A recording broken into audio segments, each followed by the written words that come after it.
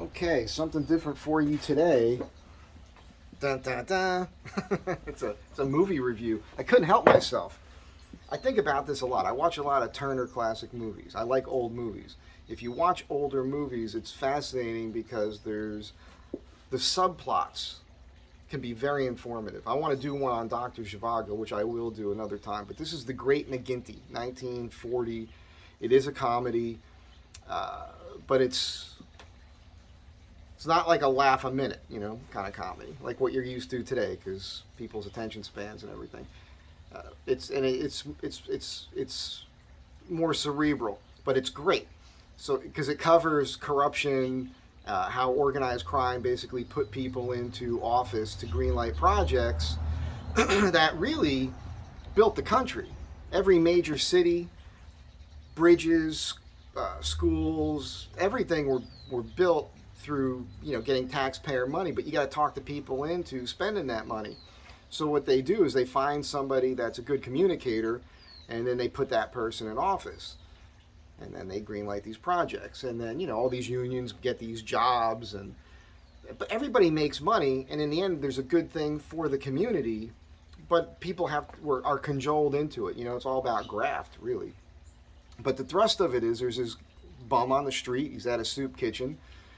He's a tough dude, and I can identify with this guy.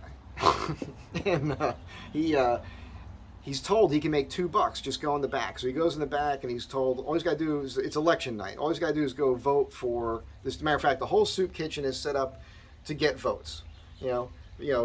Remember, this dude is your friend. Here's some soup. Well, he goes in the back, and he's told if he goes to the polling place and greets the guy at the door with a code like, "Hey, Bill, how you doing?" Well, Bill will greet him with a name, and then he uses that name to go vote. Well, this guy gets the idea is he'll go to all the polling places, so he votes 37 times. Democrats. I'm sorry. So he votes 37 times, brings the pieces of paper back to William Demahurst. Remember him, My Three Sons, Uncle Charlie. Great character actor. And he's hysterical in this. And he's brought to the place where they're having the big shindig for the mayor, who ends up winning. Because William Demahurst doesn't have the money on him to pay the guy. So while he's there, he meets the head gangster. Through a series of events, they become chummy. Then he starts working for the mob as a collector. I know a little something about that. And then he moves up to alderman, and then he becomes mayor of the city. Then he becomes governor of the state. And it's pretty funny because the way he looks at it, he's like, "Hey, man, I'm just getting paid." And he sees it as the reality that it is. People need jobs. Everybody makes money. Who's it hurting? So, in order to become governor, they realize he's got to get married. So they introduce him to this woman, and they get married. It's a setup, but he falls in love with her. They fall in love with each other, and then the woman starts putting ideas in his head. Sound familiar? Women. I love women, don't get me wrong. But these altruistic ideas, She starts brainwashing him with this stuff, which eventually ruins his setup, right? And there's a funny moment right when he becomes governor. He thinks he's got the power to stand up to the gangster, and there's conflict all of a sudden, and the gangster's like, "Who are you talking to? What the hell's going on?" The wife's putting these ideas in your head. Don't you know about Adam and Eve? Don't you know about Samson and Delilah?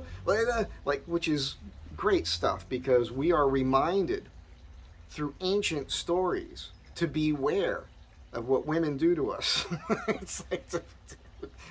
That's not what the movie's about. That's just like a little moment in the movie, but it's something you should be aware of. It's hysterical.